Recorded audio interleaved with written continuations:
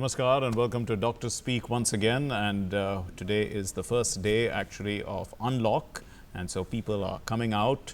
It is important that people come out as well because we cannot keep our economy in cold storage for such a long time. Life has to move on. We have to live with this virus. We have to learn to deal with the situation. But that doesn't mean we have to throw caution to the winds. We have to work and live with caution, and all those situations that we are going to be dealing with in daily life because of the unlockdown actually have a medical component in it, and it's best to ask the doctors how to deal with a situation like that, how to be safe. And for that we have this program, and we'll have our numbers come up on the screen in just a minute, and you can contact those numbers and we will put you in touch with a quality panel of doctors, and they will be able to answer your questions. I'm Mark, and with me is Jyotika. Thank you mark. नमस्कार। तो doctor speak में हम कोशिश करते हैं कि आपके कोविड-19 से जुड़े हुए जितने भी तमाम सवालात हैं वो आप हमारे पैनल ऑफ डॉक्टर्स के साथ पूछ सकें, शेयर कर सकें। आपके जितने भी जो भी भ्रांतियां हैं, भ्रम हैं, वो दूर कर सकते हैं इस कोविड-19 को लेकर। हालांकि अनलॉक 1 के तहत आज से देश भर में धार्मिक स्थल खुल गए हैं, होटल रेस्टोरेंट्स खुले हुए हैं, लेकिन कुछ राज्यों को हालांकि छूट है कि वो अपने तरीके से इस फैसले के लिए आगे बढ़ सकते हैं कि अपने एरियाज़ में जिस तरह की सिचुएशन है उसे आंकते हुए वो इस फैसले के साथ आगे बढ़ सकते हैं। लेकिन अगर हमारे लिए अनलॉक हो गया है, लेकिन फिर भी हमारी ये जिम्मेदारी बनती है कि हम जितने भी रूल्स एंड रेगुलेशंस हैं, जो गाइडलाइंस हैं, जो SOPs हैं तमाम, उनको फॉलो करके आगे बढ़ें, क्योंकि ये हमारे ही फ़ायदे के लिए हैं। कोई अगर आपको कहे कि आपको रूल्स और रेगुलेशंस फॉलो करने हैं, सख्ती से कहे, उससे पहले आप अगर ख़ुद उन रूल्स और रेगुलेशंस को फॉलो करें तो वो ज़्यादा बेहतर होगा, क्योंकि वो आपकी अपनी सेफ्टी के लिए है। अगर आप स्वस्थ रहेंगे, आपका परिवार स्वस्थ रहेगा, और आपके साथ साथ आपके नियर एंड डियर वंस भी स्वस्थ रहेंगे, हेल्दी रहेंगे, खुशहाल रहेंगे। और यही कोशिश है, क्योंकि अब हमें इस स्थिति के साथ ही जीना है, आगे बढ़ना है, और साथ ही इस स्थिति का आकलन करते हुए जितनी भी तमाम जो बंदिशें हैं, वो हमारी बंदिशें जो लगाई गई हैं वो हमारे फ़ायदे के लिए ही लगाई गई हैं। तो कोशिश करनी चाहिए कि हम इन बंदिशों को उस तरह से ना लें, नेगेटिव सेंस में ना लें, पॉजिटिव सेंस में लें, और उसी तरह से सेफली आगे बढ़े। मार्क, बिल्कुल। And let's now introduce you to our panel of doctors. We have with us Dr. Surya Kant, the head of respiratory medicine at King George Medical College Hospital in Lucknow, and also a member of the task force on COVID, KGMU task force on COVID. And Dr. Balwinder Singh, who is the medical superintendent of Safdarjung Hospital, which was one of the first hospitals to deal with COVID, in fact dealt with the first COVID case in our country. So we have Dr. Balwinder Singh also joining us, but we are technically cleaning up our operations as far as the connections are concerned with these two doctors. But as soon as we get our lines clear with them, they will be with us. But in the meantime, let us understand that this program really is called Doctors Speak. It really is for you to listen to what the doctors say, and so that you can follow what the doctors say, because when you do follow what the doctors say, you are safe. That is simply the purpose of this program. So it's best to consult the doctors and listen to them, and they take us through, because we are going through a period when we are facing a pandemic that has brought economies around the world to its knees, has put us in a lockdown situation, and now we are coming out of that lockdown. We are beginning to live with the virus, and we have to be careful with it. It takes confidence on our part, it takes caution on our part, and all these things we need to learn from the doctors. Because why do we need to learn from them? They are dealing with on a daily basis. They are our corona warriors. They are the ones fighting this war right from the start, right from the beginning. Right, बिल्कुल mark. और जिस तरह से अगर हम अपनी TV screens पर भी आपको दिखा रहे हैं, तमाम अनलॉक 1.0 की जो जुड़े हुए SOPs और गाइडलाइंस हैं, मॉल्स आज से खुल जाएंगे, धार्मिक स्थल खुल जाएंगे, होटल रेस्टोरेंट्स हैं वो खुल जाएंगे, लेकिन वहाँ पर जाने से पहले या पहुँचकर आपको किन किन चीज़ों का ख्याल रखना है। जाहिर है जो बेसिक चीज़ें हैं, मास्क लगा कर जाना है, ख़ुद को सैनिटाइज़ भी करना है वहाँ से लौटते वक्त, और एक जो 2 गज की दूरी है उसको बना के रखना है। सोशल डिस्टेंसिंग की बार बार यहाँ पर बात हो रही है, जो कि एक बैरियर साबित होगा इसके स्प्रेड को लेकर के, और साबित हो भी रहा है। जिस तरह से हम देख रहे हैं ग्राफिक्स में आ रहा है, अगर आप होटल रेस्टोरेंट्स में जा रहे हैं तो डिस्पोजेबल मेन्यूज़ आ गए हैं, डिस्पोजेबल जो चीज़ें आ गई हैं जहाँ पे आप जाकर अपना व्यंजनों का लुत्फ़ उठा सकते हैं और सेफ भी रह सकते हैं। ये तमाम गाइडलाइंस है जो रेस्टोरेंट्स को दी गई हैं।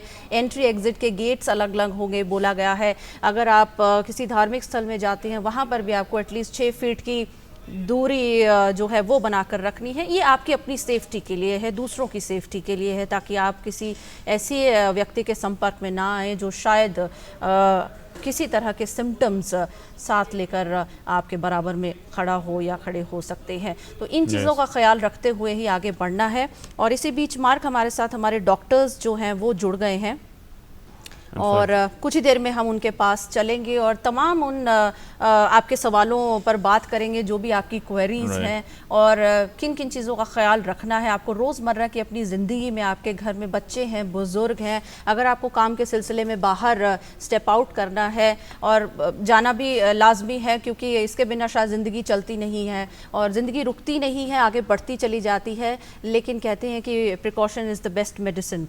तो इसी चीज़ को फॉलो करते हुए अब हमें आगे बढ़ना है। और हाँ, जितने भी जानकार हैं, खासकर डॉक्टर्स की अगर हम बात करें, हमारे कोरोना वॉरियर्स, एक बहुत बड़ा सलाम उनको जाता है। उनकी बात अगर हम माने तो ज़्यादा बेहतर होगा और हम ज़्यादा सेफ रह सकते हैं। Mark, in fact, Jyotika, we should think about all the people who are coming out as well, because they are the ones who are braving this, because people have a mental block because they have been in the lockdown. Many of them want to come out because it is out of necessity, because they have to carry on with their lives, but they have to take a precaution while doing that.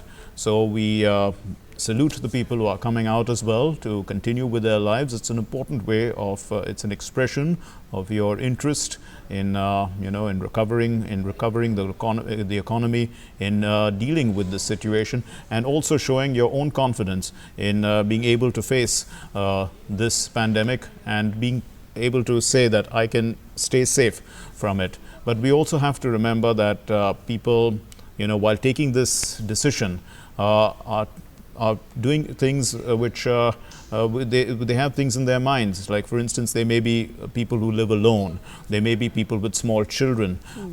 They have to worry about circumstances in case anything does happen to them. So these are the kind of issues that are on people's minds as they come out, and we salute all of you who are able to actually come out and begin your lives once again, because it's important that you do so. And there is no real fear, because the doctors have been telling us that we have a very high level of recovery. Our recovery rate is extremely high, and most people are asymptomatic in this virus, which is a sign that a lot of Indians have some form of preconditioned immunity to the virus, which could mean that we are better off than most countries in dealing with this virus. बिल्कुल। और जिस तरह से प्रधानमंत्री नरेंद्र मोदी ने जब पूरे देश से माँ की ये आह्वान किया था, जब लॉक कर दिया गया था पूरे देश को, एक तरह से रुक गए थे, और सभी देशवासियों के साथ ही ये मुमकिन हो पाया था कि वो आगे बढ़े, और हमने इस लड़ाई में काफ़ी बड़ी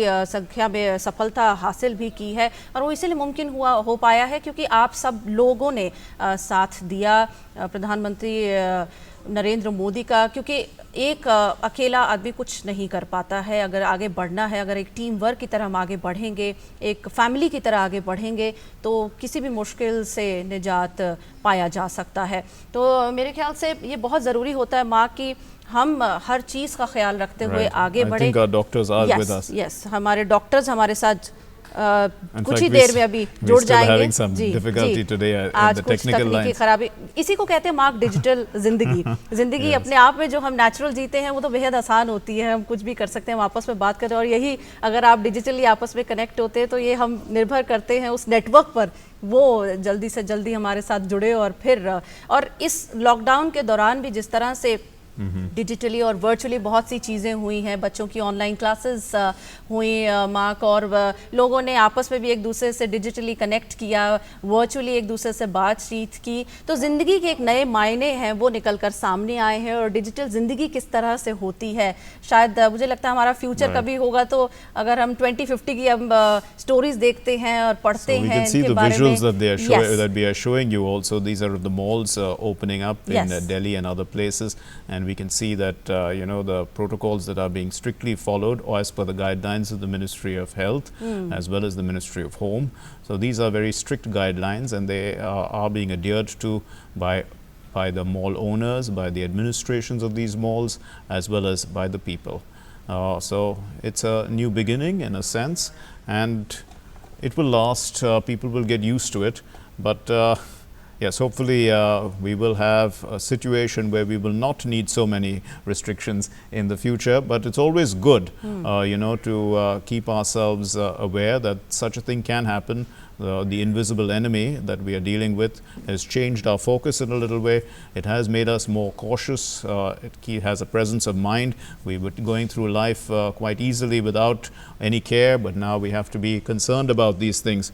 But the important thing is that there are a lot of things that are happening on the side as well, and we've been discussing that every day on our shows about how the progress is being made in the development of medication for this for COVID-19, in how symptomatic treatment itself has been working for lots of people. So these are all good signs, and we are dealing with this virus pretty well, even though the numbers look like they are going up. The fact is that we have a 50% now recovery rate. The number of people who are cured are actually equal to the number of people who are actively with the virus. So that's a pretty good sign. And 50-50 means that, well, it was actually what the number they were talking about of herd immunity. बिल्कुल, और इसी बीच हमारे साथ doctor Suryakant जुड़ गए हैं लखनऊ से, head हैं respiratory medicine king George medical hospital से। डॉक्टर सूर्यकांत, बहुत स्वागत है आपका।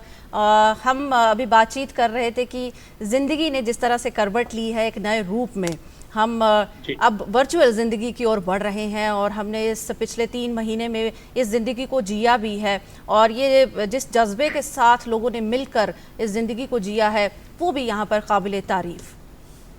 जी हाँ, बिल्कुल सही बात है आपकी कि एक पूरी दुनिया बदल गई है 3-4 महीने के अंदर। 3-4 महीने से पहले यानी 2019 के आखिरी तक जो हम लाइफ स्टाइल थी, हमारी जो जीवन शैली हम जी रहे थे, उसमें हमारा काफ़ी चेंज हुआ है। और अगर मैं देखूं नेचर के करीब, if I just compare the 2019 with the life style of the 2020, तो मुझे ऐसा लगता है कि नेचर के ज़्यादा करीब, अनुशासन के ज़्यादा करीब, संस्कारों के ज़्यादा करीब हम पहुंच गए हैं। फॉर एग्जाम्पल, हमारे 2019 में the whole year there was a lot of debates कि साहब वो हमारा जो एयर पोल्यूशन है, उसकी एयर क्वालिटी इंडेक्स है वो बहुत ख़राब है। अभी आप देखिए, air quality index has improved, air quality index काफ़ी ज़्यादा इम्प्रूव कर गई है। और दूसरी चीज़, जो एयर पोल्यूशन से रिलेटेड इलनेस थी, because I am a lung specialist so I can know better, कि अप्रैल मई में जो हमारा अस्थमा है, COPD है, या और एलर्जी की बीमारियां हैं या सांस की बीमारियां हैं, ये काफ़ी बढ़ जाया करती थी। अब आप देखिए कि एयर पोल्यूशन से रिलेटेड जो बीमारियां हैं वो कम हो रही हैं। हमारा जो घर में एक सिस्टम था, पति पत्नी एक दूसरे से कभी 2-2 दिन बात नहीं कर पाते थे, बच्चों के साथ कभी मुलाकात नहीं हो पाते थे, everybody busy in their business. तो ये लॉकडाउन के दौरान एक, वैसे तो बहुत ख़राब रहा देश के लिए, अर्थव्यवस्था के लिए, लेकिन एक फैमिलियल माहौल, एक पारिवारिक माहौल। अब हम लोगों ने बचपन में अपनी दादी नानी से कहानी सुनी थी, बच्चों ने स्टोरी नहीं सुनी थी, तो अभी इस दौरान दादी नानी से कहानी सुनने का मौका मिला, उनसे और उनके एक्सपीरियंसेस शेयर करने को मिला। और दूसरा जो सबसे बड़े आपने कही कि वर्चुअल वर्ल्ड एक पैदा हुआ है, हमारी एजुकेशन वर्चुअल हो रही है, हमारी वर्क फ्रॉम होम हो रहा है। अब देखिए, हम जो आपसे बातचीत कर रहे हैं बिना स्टूडियो में जाए, हम जो है स्काइप पे बैठ के आपसे बात कर रहे हैं, बिल्कुल, तो मैसेज दे रहे हैं दुनिया को। ये भी दुनिया ने एकदम बदल दिया है कि जितनी चीज़ें दूर दूर से हो सकते हैं। एक ज़माने में शायद टेलीपैथी और अब तो हम टेली मेडिसिन, टेली डायग्नोसिस और टेली पैथी के अलावा बहुत सारी चीज़ें ऐसी हैं जो कर रहे हैं। इवन ट्रीटमेंट में जो हमारा जो मॉडलिटी थी वो भी चेंज हो गई हैं। अभी हमारे पास रोबोटिक ट्रॉली आ गई हैं, उन पे हम खाना रख देते हैं और वो डिस्ट्रीब्यूट कर देते हैं रोबोटिक ट्रॉली। अभी हमारे पास जो सफाई और उस सब के इंस्ट्रूमेंट हैं वो भी रोबोट ड्रिवन आ गए हैं जी, उनसे हम सफाई और ये सब कर देते हैं। तो एक तरह से हम कह सकते हैं कि सिर्फ 4-5 महीने के अंदर एक पूरी दुनिया वास्तव में बदल गई बिल्कुल है। और बिल्कुल डॉक्टर साहब, हमारे साथ एक कॉलर जुड़ गए हैं, हरदीप सिंह है पानीपत से। हरदीप जी, स्वागत है आपका, पूछिए अपना सवाल। हाँ मैम, मेरा क्वेश्चन ये है कि पिछले मंगलवार 2 तारीख को हमारी बेटी आई महाराष्ट्र से जी, उसका टेस्ट करवा लिया, टेस्ट नेगेटिव है। तो आज उनको 1 हफ्ता हो गया है, क्या हम उनको अपने साथ रख सकते हैं? और दूसरा क्वेश्चन ये है कि हमारे बेटे को ना खांसी आती है और फिर बार बार उसको फ्रेश होना पड़ता है। टीबी वगैरह कुछ नहीं है, चेक करवा लिया है, और ये क्या हो सकता है, ये ढंग के डॉक्टर से पता। जी डॉक्टर सूर्यकांत जी, मैं दोनों प्रश्न इनके लेता हूं। पहला प्रश्न तो ये है कि देखिए, जो वायरस का इंक्यूबेशन पीरियड है वो 2 से 14 दिन का है, तो इसलिए जो क्वारंटीन है वो तो पूरा 14 दिन करना पड़ेगा, क्योंकि अभी भी संभावना बनी हुई है कि किसी भी समय ये मैनिफेस्ट कर सकता है। तो इसलिए क्वारंटीन 7 दिन से काम नहीं चलेगा, क्वारंटीन का पीरियड 14 दिन है, 14 दिन को पूरा करना पड़ेगा। नंबर 1 बात। नंबर दूसरी बात जो इन्होंने बच्चे के लिए कही कि उसको खांसी बार बार आ जाती है, तो अक्सर मेरे साथ भी होता है, लोगों को छींक आती है, जुकाम होता है, खांसी साधारण आती है और तुरंत फोन आता है, डॉक्टर साहब कोरोना तो नहीं हो गया है। तो इसलिए 3-4 महीनों से मैंने एक कहावत अपनी बनाई है, मैं इनको भी सुना देता हूँ कि जैसे हर चमकती चीज सोना नहीं होती, वैसे हर टपकती हुई नाक कोरोना नहीं होती। टपकती हुई नाक से मतलब थोड़ा बहुत छींके आई, नाक से पानी आया है, खांसी आया, तो ये कोरोना नहीं है, सिंपल एलर्जिक भी हो सकता है। इस मौसम में एलर्जिक कफ और एलर्जिक राइनाइटिस ये काफ़ी होता है, और अगर पिछले मौसम में भी इस बच्चे को ऐसी प्रॉब्लम रही थी तो इसको आप एलर्जिक ही समझिए और एंटी एलर्जिक दवा दे सकते हैं। साधारण जो तुलसी के पत्ती जैसे होते हैं वो नेचुरल एंटी एलर्जिक होते हैं, वो भी दे सकते हैं। अब इसके इम्यूनिटी एनहांसमेंट के लिए जो आयुष मंत्रालय द्वारा जो गाइडलाइंस आई हैं वो दे सकते हैं, बल्कि वो तो सबको दे सकते हैं इम्यूनिटी को बढ़ाने के लिए। तो बाकी कोई डरने की ज़रूरत नहीं है, और 2-4 टेस्ट तो आप करा ही चुके हैं। Right. In fact, we are also joined by Dr. Balwinder Singh, who's the medical superintendent of Safdarjung Hospital. Thank you, doctor, for being with us. The question that is in many people's mind is that now that the virus is almost everywhere, how far do you have to be from the fomite for it to reach into your system? Because when you breathe in, there's a force involved. Can I lift, for instance, if the fomite is on this table, with my breathing, can I lift the virus into me? Oh, definitely. This is a very interesting question you asked. Yes. I like to tell you that this virus has been labeled as a super spreader. What is the meaning of the word super spreader?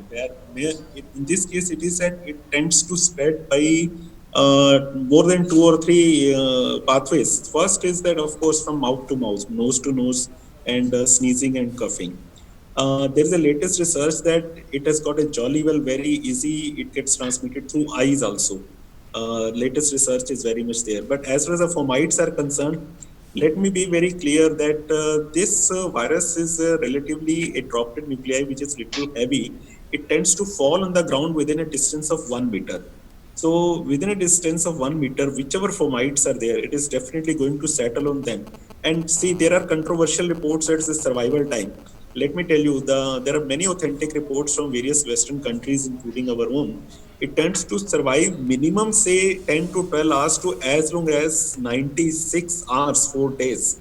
You have to take it for granted, and it can easily settle, and it doesn't dry up and dies so easily. So whenever you touch any surface or any fomite, and if you have not taken precaution, be assured it is going to infect you through eyes, let me say nose, mouth and eyes.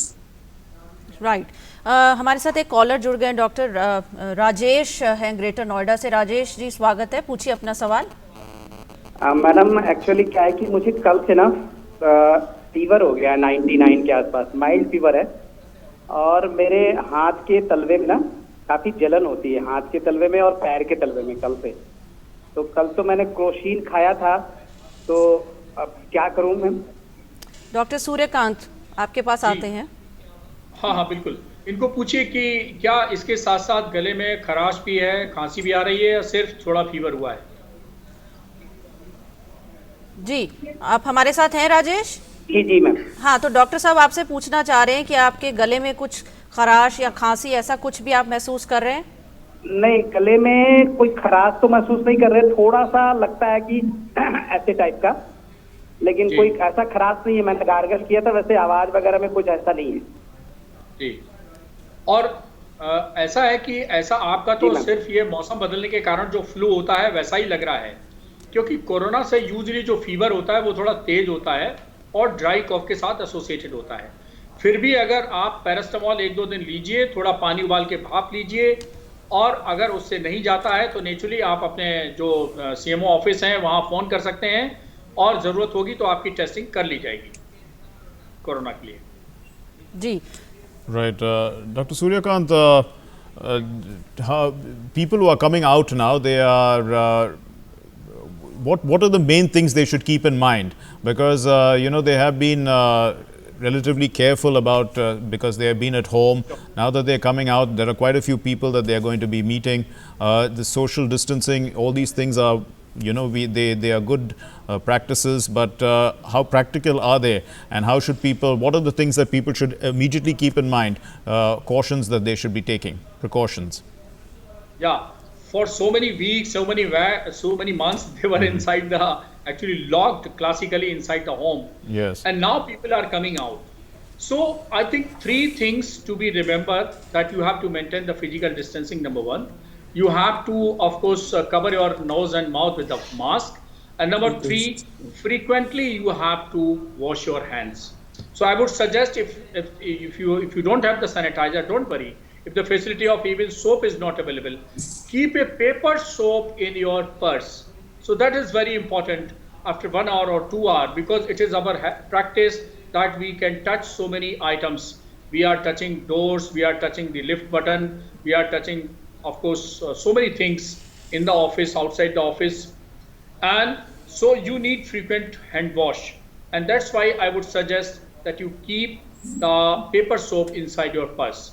The another thing is that 4 categories, I would say, they should keep a special precaution, and especially they should not, until otherwise there is of course dire emergency, they should not come out of the home. Number 1, elderly. Number 2, children.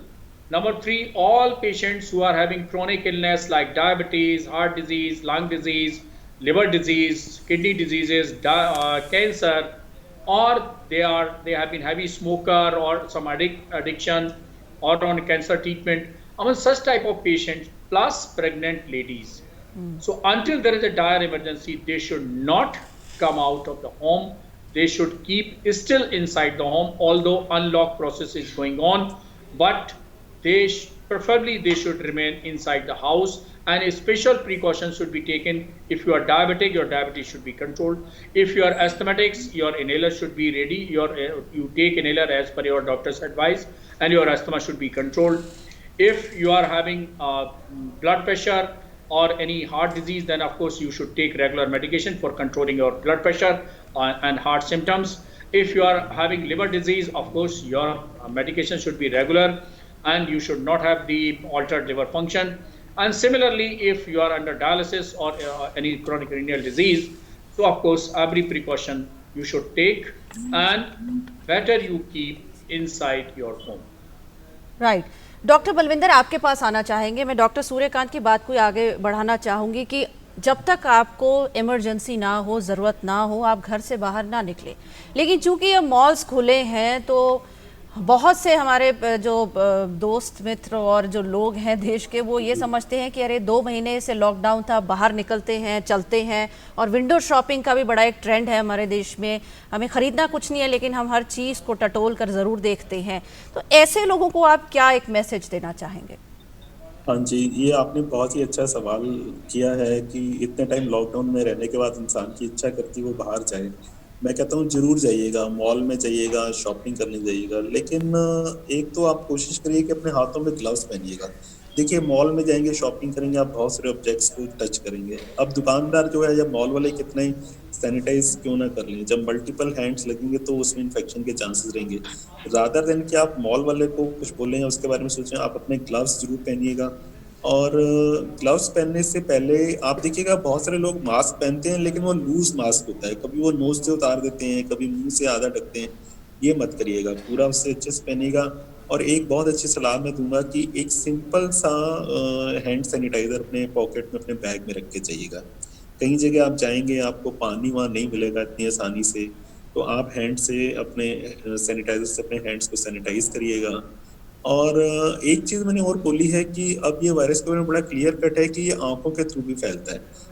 आंखों से ये infection हो सकता है, और उसमें आप चश्मा लगा के जाइएगा। अगर आप चश्मा पहले ही पहनते हैं तो जरूर लगाइएगा, बिना चश्मे में मत जाइएगा। अदरवाइज आप कोशिश करिएगा आप एक जीरो का स्पेक्स बनवा लीजिएगा, वो भी पहनिएगा।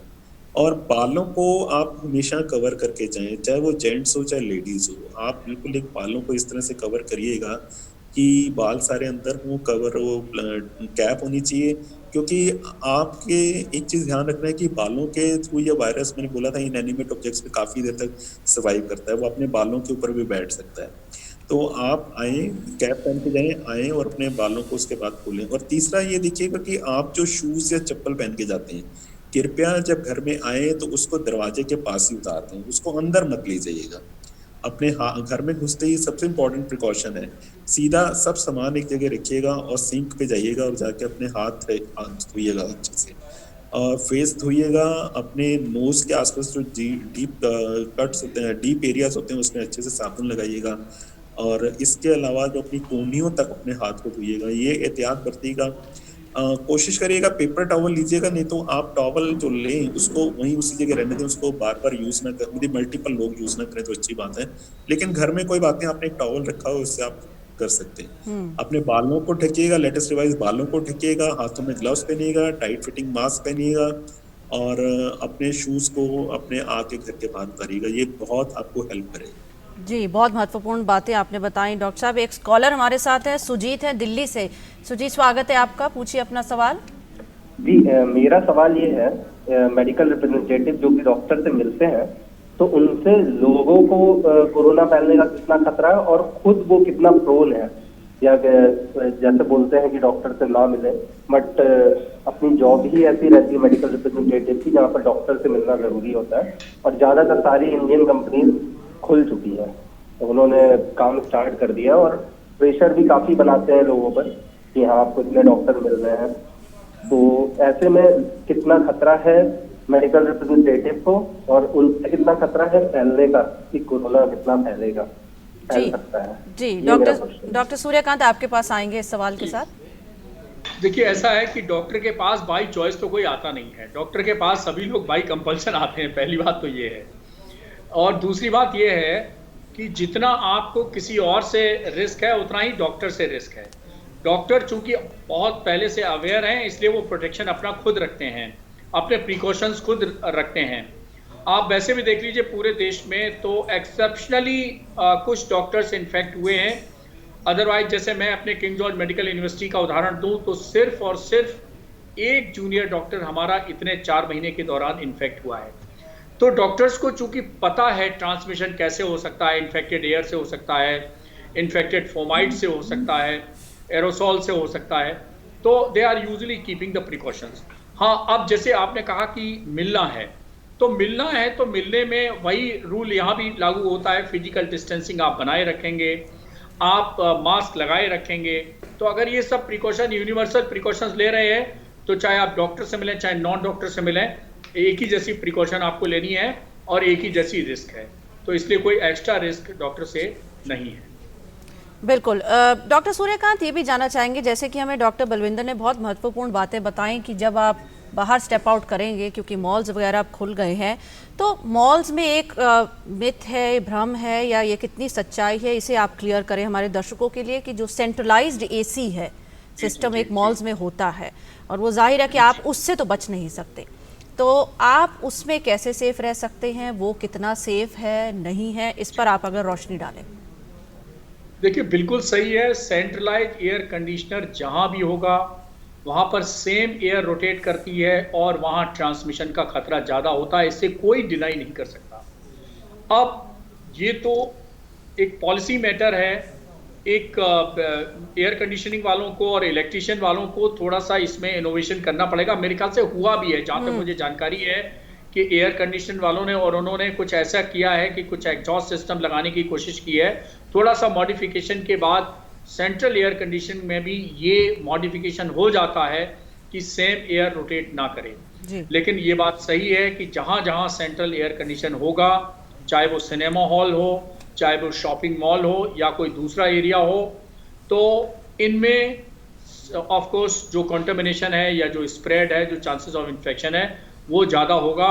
और मेरे ख्याल से गवर्नमेंट ऑफ इंडिया और स्टेट गवर्नमेंट ये कुछ प्रिकॉशंस ला रही हैं, इसमें कुछ मॉडिफिकेशंस किए जा रहे हैं कि किस तरह से इसको वो किया जाए। लेकिन फिर भी अगर आप मास्क लगा के जा रहे हैं, अगर आप हाथ में ग्लव्स, जैसा डॉक्टर बलविंदर ने बताया, हाथ में ग्लव्स पहने हुए हैं, एक पॉकेट में अपना सैनिटाइजर डाले हुए हैं और आप जो हैं वो अपने बालों को कवर किए हुए हैं, और गॉगल्स या आप स्पेक्स, अगर आप नॉर्मली चश्मा लगाते हैं और नहीं लगाते हैं तो गॉगल्स पहने हुए हैं, तो काफ़ी कुछ प्रोटेक्शन आपको मिल जाता है।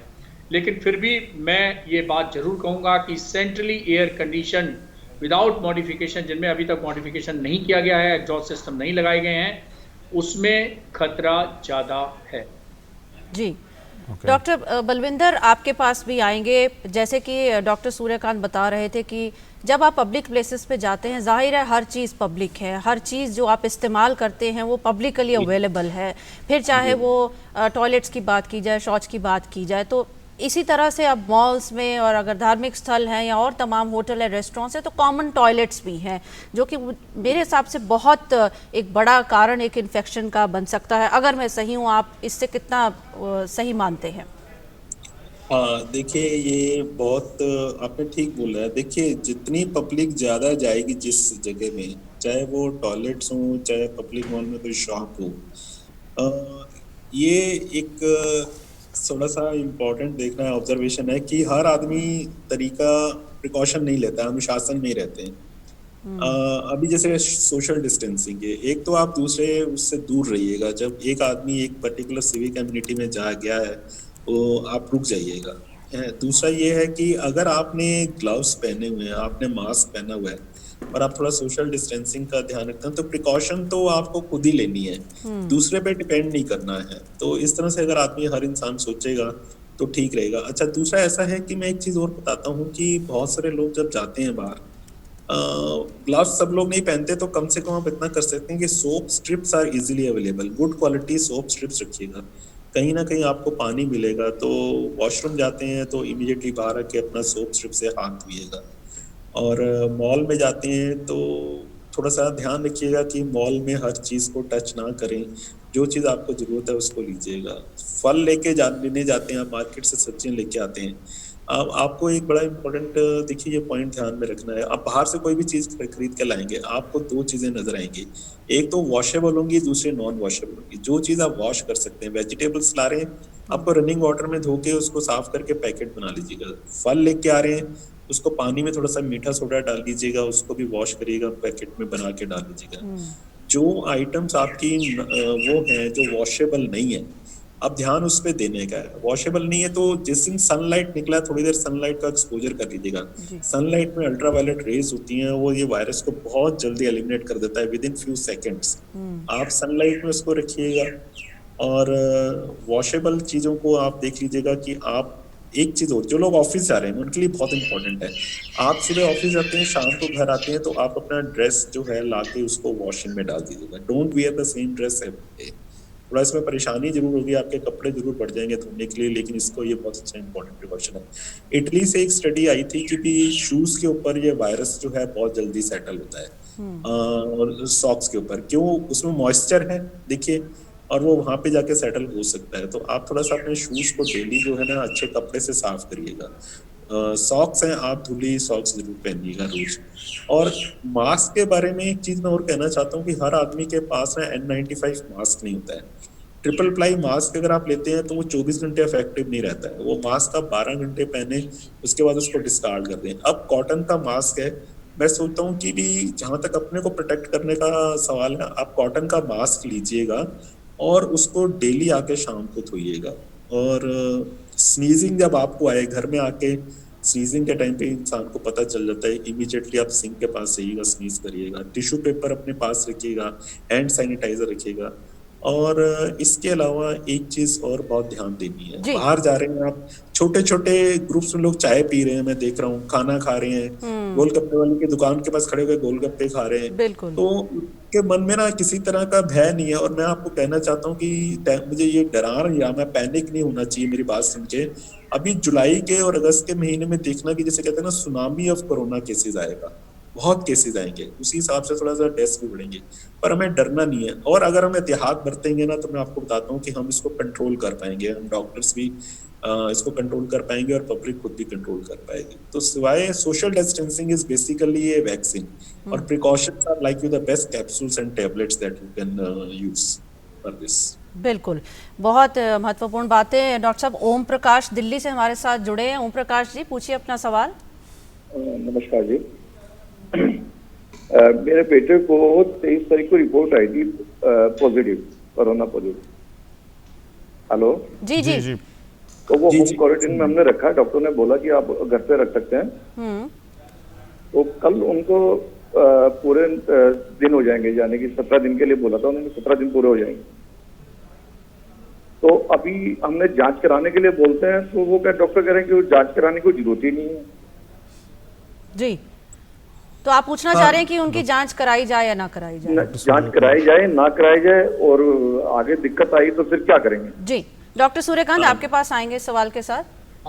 बिल्कुल बिल्कुल ठीक बात है। अभी जो नई गाइडलाइंस आई हैं उनमें जो माइल्ड केसेस हैं, तो माइल्ड टू मॉडरेट केसेस यानी जिनको सीवियर इलनेस नहीं है, उनको रिपीट टेस्ट की जरूरत नहीं है।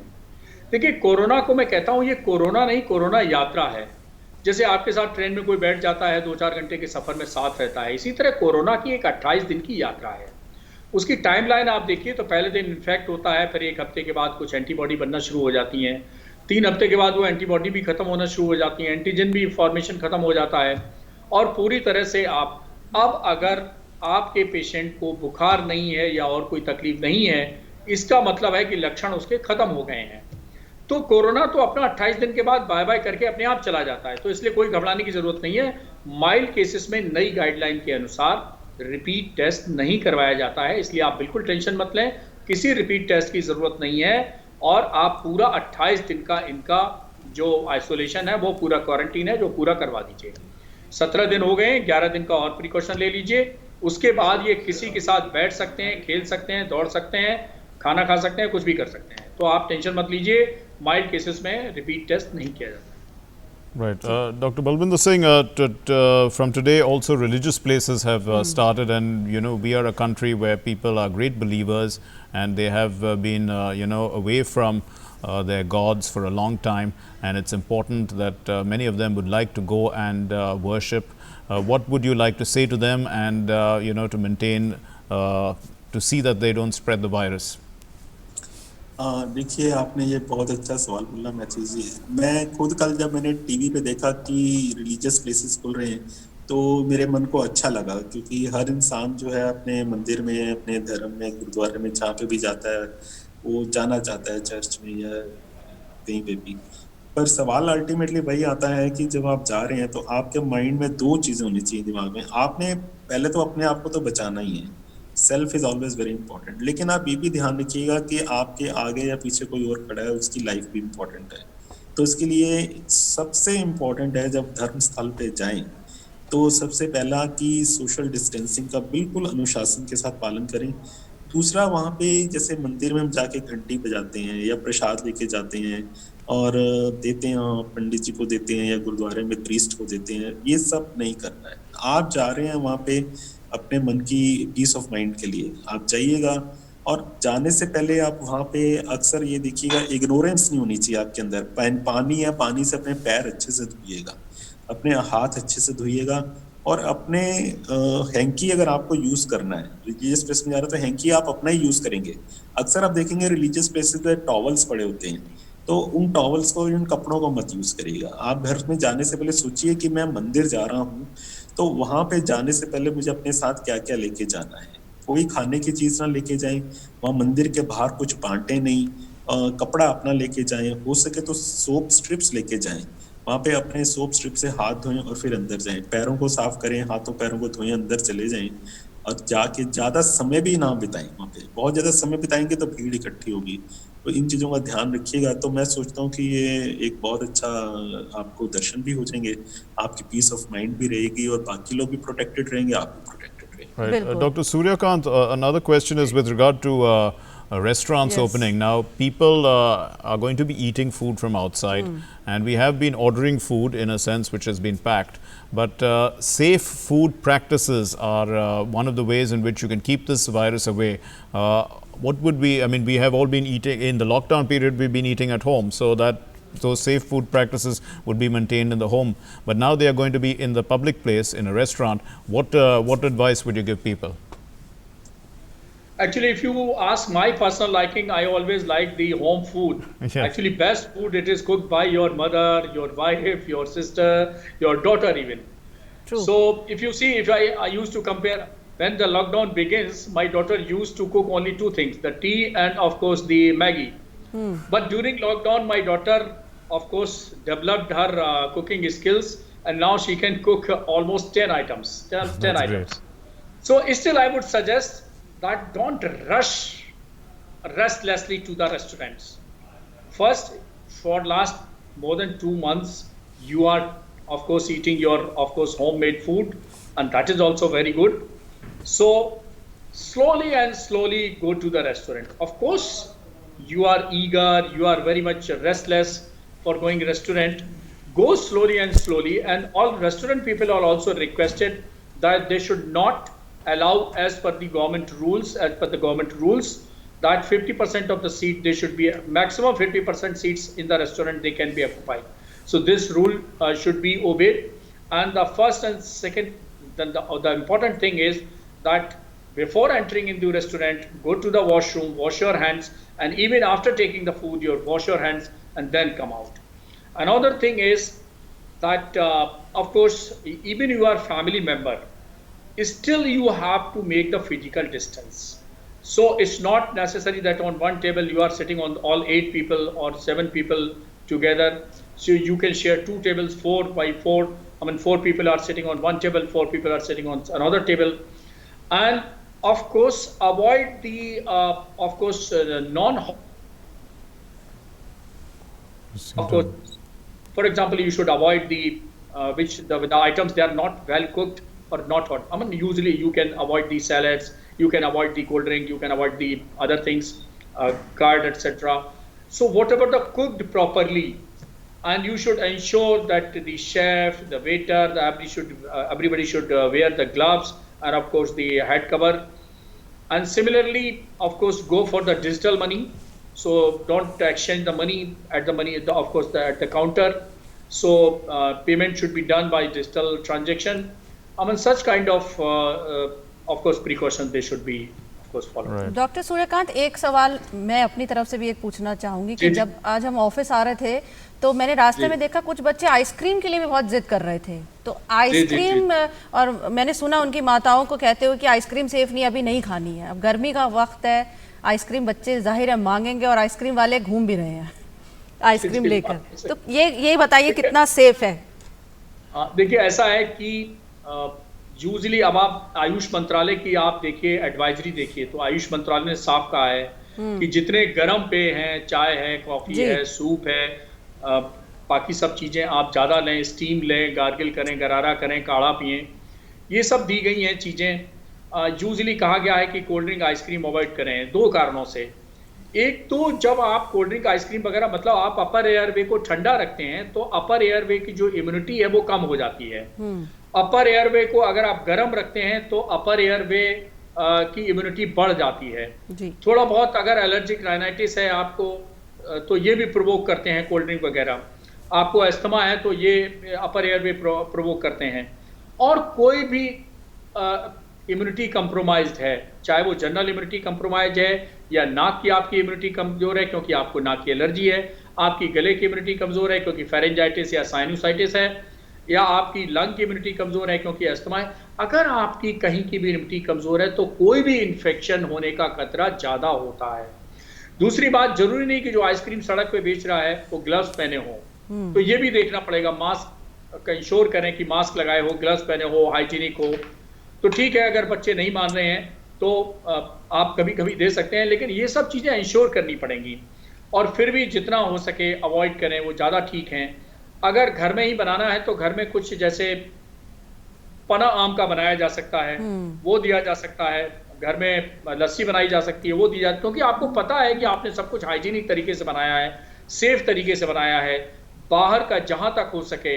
इसीलिए कहते हैं अभी चाट है, कोल्ड ड्रिंक है, आइसक्रीम है, इस तरह के जो आइटम बाहर मिल रहे हैं इनको थोड़ा अवॉइड करें, वेल कुक्ड फूड ही प्रेफर करें।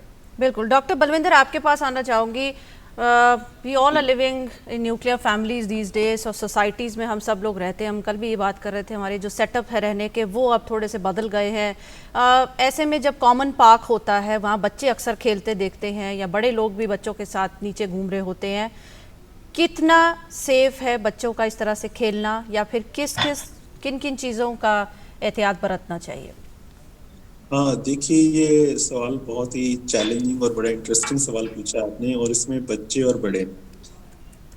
मैं ये कहूँगा कि अगर आप बड़े लोग अकेले जा रहे हैं घूमने के लिए तो वो कृपया दूर रहकर ही घूमें, बहुत ज्यादा बातें मत करें। अक्सर लोग सैर करने जाते हैं तो घूमते कम है, बातें ज्यादा करते हैं। बिल्कुल बिल्कुल। मास्क पहन के रखिएगा और अपना आराम से घूमिएगा, और हल्का फुल्का आप एक्सरसाइज भी करिएगा, कोई घबराने वाला बात नहीं है। अब देखिए, जहाँ तक बच्चों का सवाल आता है कि बच्चे एक तो मास्क पहली बात पहनते नहीं, पहनेंगे तो उतार देंगे।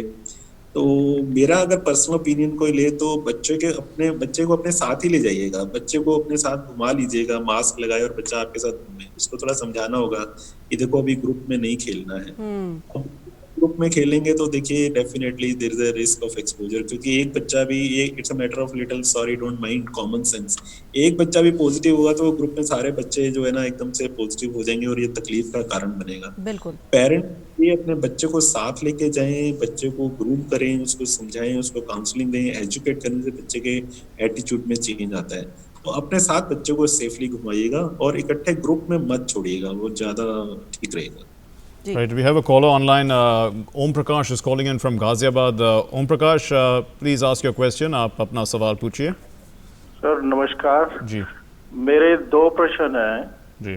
एक तो ये जो लॉस ऑफ टेस्ट को थोड़ा डिस्क्राइब किया जाए, ये लॉस ऑफ टेस्ट क्या रहेगा। और दूसरा, मुझे 30 मई से फीवर है, स्टार्टिंग में 101 था, फिर पैरासीटामोल लिया तो ये कम हो गया, तो नेक्स्ट डे कम हो गया तो मैंने कोई मतलब डोज नहीं ली, तो उसके बाद जो है ये 100 आ गया। फिर मैं ट्वाइस लेता रहा पैरासीटामोल, उसके बाद मैंने थ्राइस कर दी तो मेरा 99 पे आगे रुक गया।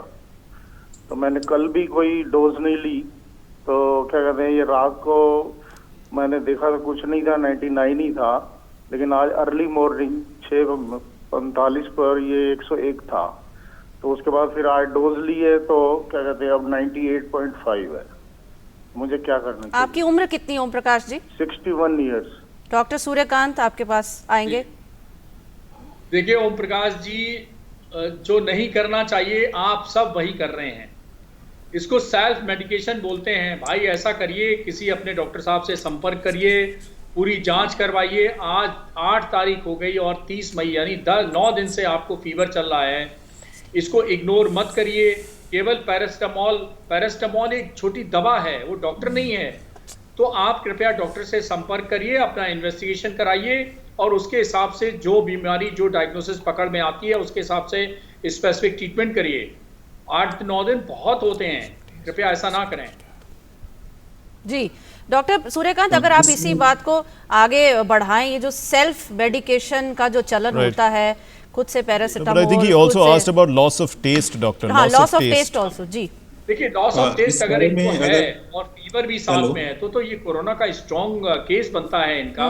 लॉस ऑफ टेस्ट से मतलब होता है कि जैसे आप मीठा खाते हैं तो आपको मीठा लगता है, खट्टा खाते हैं तो आपको खट्टा लगता है, नमकीन खाते हैं तो आपको नमकीन लगते हैं, चटपटा खाते हैं तो चटपटा लगता है। अब WHO ने 9 सिम्टम्स जो हैं वो डिफाइन किए हैं। 3 सिम्टम मेन हैं, जिसमें से फीवर है, ड्राई कॉफ है और ब्रेथलेसनेस यानी सांस की तकलीफ है। इसके अलावा जो 6 सिम्टम हैं, जैसे सिर दर्द हो सकता है, बदन दर्द हो सकता है, लॉस ऑफ टेस्ट हो सकता है, लॉस ऑफ स्मेल हो सकता है, मस्कुलर पेन यानी माइल्जिया हो सकता है, कभी कभी नोजिया, वोमिटिंग और डायरिया हो सकता है। तो ये बाकी 6 सिम्टम जो हैं वो रेयर हैं, और 3 जो मैंने पहले बताए, सूखी खांसी, बुखार और सांस फूलना, ये मेन सिम्टम हैं। तो इनको बुखार भी है और साथ में अगर लॉस ऑफ टेस्ट भी है, तो 2 एक बड़ा और एक मेजर और एक माइनर ये सिम्टम तो ही हैं, तो इसलिए इनको कराना चाहिए। अच्छा, दूसरा आपने कहा ओवर द काउंटर, तो ओवर द काउंटर एक्चुअली हमारे कई कंट्रीज ऐसी हैं जहां पर एक सिंगल टैबलेट बी कॉम्प्लेक्स या पैरास्टामोल की भी बिना प्रिस्क्रिप्शन के नहीं मिलती है। हमारे देश में केवल शेड्यूल एज ड्रग है, कुछ दवाएं ऐसी हैं जिनको छोड़ के, और बाकी मेजोरिटी 99% से ज़्यादा दवाएं जो हैं वो ओवर द काउंटर मिल जाती हैं। भैया एक पैरास्टामोल देना, एक कप सिरप देना। तो मेरा मतलब है कि चलिए ठीक है, हमारे देश में उतने अभी क्वालिफाइड डॉक्टर्स नहीं हैं, जो आपके पॉपुलेशन और डॉक्टर रेशियो है वो उतना अच्छा नहीं है, तो आप 1-2 दिन के लिए छोटी मोटी पैरासिटामोल, दर्द की दवा या कफ सिरप ले सकते हैं। लेकिन खास तौर पे अगर आपको 3 दिन से ज़्यादा, 72 घंटे से ज़्यादा प्रॉब्लम हो गई है, तो कम से कम ऐसे प्रयोग ना करें। वैसे तो बिल्कुल ही ना करें, खास तौर पे मैं एंटीबायोटिक का मिसयूज़ बहुत होता है।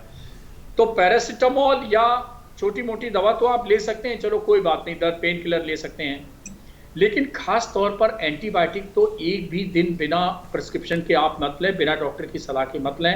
एंटीबायोटिक मिसयूज से बहुत साइड इफेक्ट होते हैं। आपके एंटीबायोटिक बार बार खाने से आपकी बॉडी की इम्यूनिटी भी कमज़ोर होती है, आपको छोटे मोटे पता भी नहीं चलेगा, डायरिया हो जाएगा, वॉमिटिंग हो जाएगी, अपर जीआई, लिवर टॉक्सिटी, बहुत सारी चीज़ें हो सकती हैं। तो चाहे जो स्पेसिफिक जितनी दवाएं हैं, डायबिटीज़ की दवा है, सांस की दवा है, हार्ट की दवा है, गुर्दे की दवा है, जिगर की दवा है, ब्लड प्रेशर की दवा है, और खास तौर पर एंटीबायोटिक्स हैं, तो इन सबको अपने डॉक्टर की सलाह के बाद, प्रिस्क्रिप्शन के बाद ही लेना चाहिए। इसके लिए सेल्फ मेडिकेशन वैसे तो बिल्कुल एक दवा के लिए नहीं होना चाहिए, लेकिन 1-2 दिन के लिए आप पैरास्टामोल, पेन किलर अगर छोटा मोटा ले रहे हैं तो चलो हमारे हिंदुस्तान में चलेगा। वो भी इसीलिए कि तब तक जब तक हमारे पास सफिशिएंट डॉक्टर पेशेंट रेशियो या डॉक्टर पॉपुलेशन नहीं हो जाता है। डॉक्टर बलविंदर, आपके पास भी आना चाहेंगे इस पर, अगर आप कुछ और ऐड करना चाहें। Self medication, over the counter जो हम मेडिसिन खरीद लेते हैं, चलन है ये, व्हाट वुड यू से?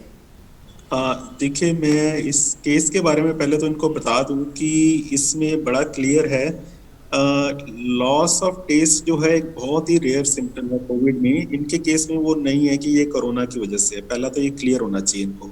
दूसरी चीज, इनको ये पता होना चाहिए इस पेशेंट को जो पूछ रहे हैं सवाल, देखिए ये आपको जब चेंज ऑफ वेदर होता है, बरसात आती है, तो उसमें हमारे यहाँ बहुत सारे इन्फेक्शन कॉमन हो जाते हैं। स्टमक इन्फेक्शन बहुत कॉमन होता है। इन दिनों में टाइफाइड फीवर बहुत कॉमन है। थोड़ा सा इस पेशेंट को क्या करना चाहिए, इनको हॉस्पिटल जाना चाहिए, क्योंकि इनका फीवर का पैटर्न भी कुछ ऐसा है, दवाई लेते हैं उतर जाता है फिर चढ़ जाता है, तो इनको मोस्ट लाइकली हो सकता है कि स्टमक में इन्फेक्शन हो, टाइफाइड हो, या किसी और तरह का हो सकता है। अब इसके बाद ये सेल्फ मेडिकेशन जो है ना, देखिए ये बहुत ही डेंजरस होती है। मैं एक बात बहुत क्लियरली कहना चाहता हूँ कि पैरासीटामोल एक जनरल पर्पस मेडिसिन है, एंटीपायरेटिक है, आप उसको ले सकते हैं, परंतु पैरासीटामोल एक ही ध्यान रखिएगा, मैं सभी को संदेश देना चाहता हूँ आपके माध्यम से, पैरासीटामोल लेने के बाद अगर बुखार आपका फिर भी आता है तो इसका मतलब ये सब गंभीर मामला है, आप डॉक्टर के पास आइएगा। अगर आपको माइल्ड इन्फ्लुएंजा लाइक इलनेस होगी या जुकाम वगैरह होगा, वो पैरासीटामोल से बुखार उतर जाएगा, लेकिन वो बार बार नहीं आएगा, दोबारा नहीं आएगा। दोबारा से बुखार आ रहा है तो इसका मतलब आपको इन्फेक्शन हो सकता है, यूरिनरी ट्रैक इन्फेक्शन हो सकता है, चेस्ट में इन्फेक्शन हो सकता है, टाइफाइड हो सकता है, मलेरिया हो सकता है, आपको डेंगू फीवर हो सकता है, चिकनगुनिया का फीवर हो सकता है, कोई और भी फीवर हो सकता है। तो please go to doctor, please don't go for self medication. और गला खराब होता है तो गरारे कर लीजिएगा। आपको कॉमन जो फीवर होता है ना, गला खराब हो जाता है या जैसे जुकाम सा लग जाता है, वो तो हर किसी को पता चल जाता है। एक ही प्रिंसिपल है, रूल ऑफ थंब है, पैरासीटामोल खाने के बाद आपका बुखार नहीं उतर रहा, प्लीज गो टू डॉक्टर। जी Okay, I think that's all we have time for. Thank you very much, Dr. Suryakant and Dr. Balwinder, for joining us, and thank you for all the information that you've given us, which has definitely helped all of us in understanding the situation that we are living with, and in dealing with it more confidently and in a better way. So the best thing is to follow the doctor's orders, the doctor's advice, and continue to live your life. बिल्कुल, क्योंकि सुरक्षा ही बचाव है, तो आप अपनी सुरक्षा करें। अगर आप अपनी सुरक्षा करेंगे तो आप आसपास के सभी लोगों की भी सुरक्षा कर पाएंगे। तो स्टे होम, स्टे सेफ, इसी संदेश के साथ इजाज़त दीजिए। नमस्कार।